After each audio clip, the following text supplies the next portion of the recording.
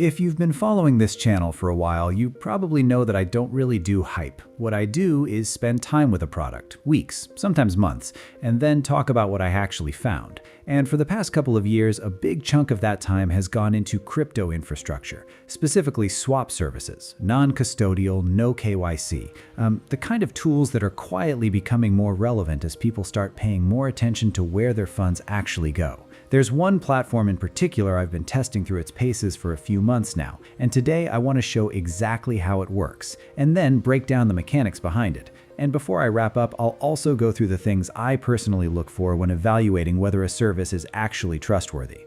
So before I jump in, just a few things that stood out to me early on with this platform. First thing was the security model. I'll get into that in more detail later. Then the token coverage, which is pretty extensive. The rates are genuinely competitive. I've cross-checked them against several exchanges and other swap services, and they hold up.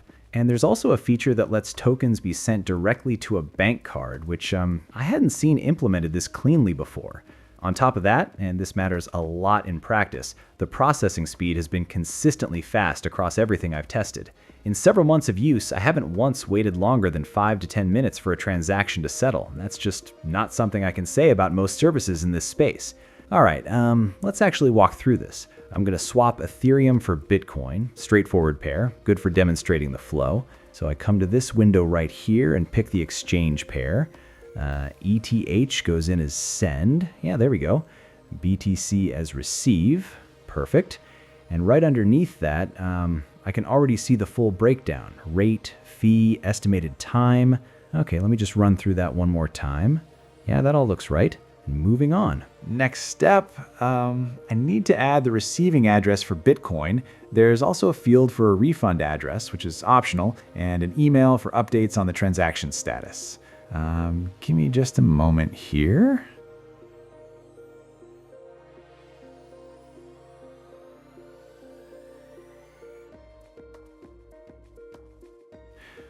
Okay, all fields are filled in. Let's go to the next step. So here's the final summary. Exchange details, one more look.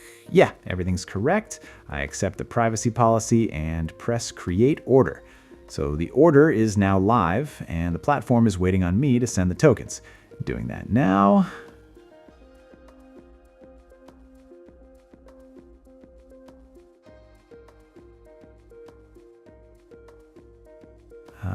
Okay, that's done. Everything on my end is confirmed. Hitting the confirm button, and great. The transaction is now being processed automatically.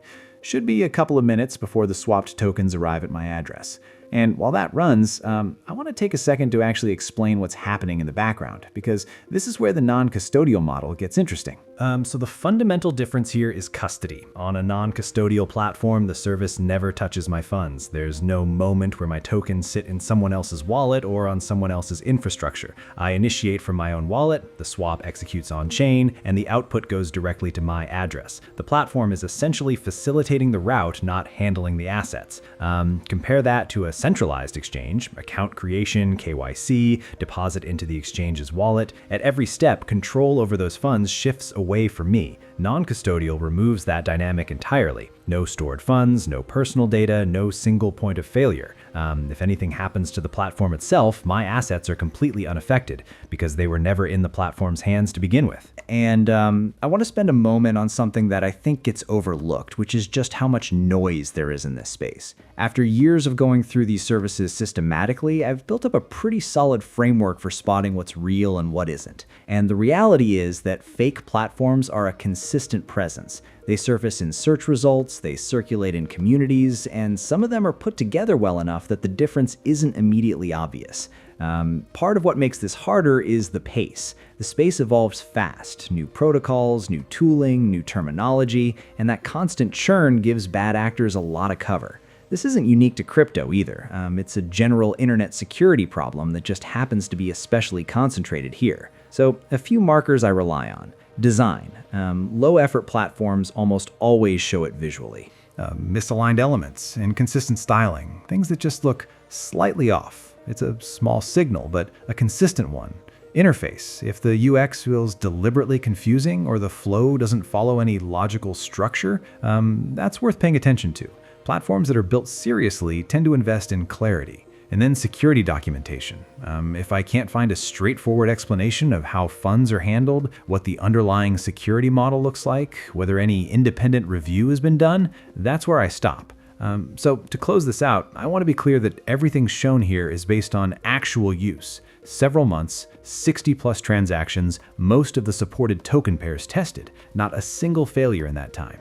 And in a space where reliability is genuinely rare, that track record means something. That's what I look for. That's what held up here. All right, that's a wrap.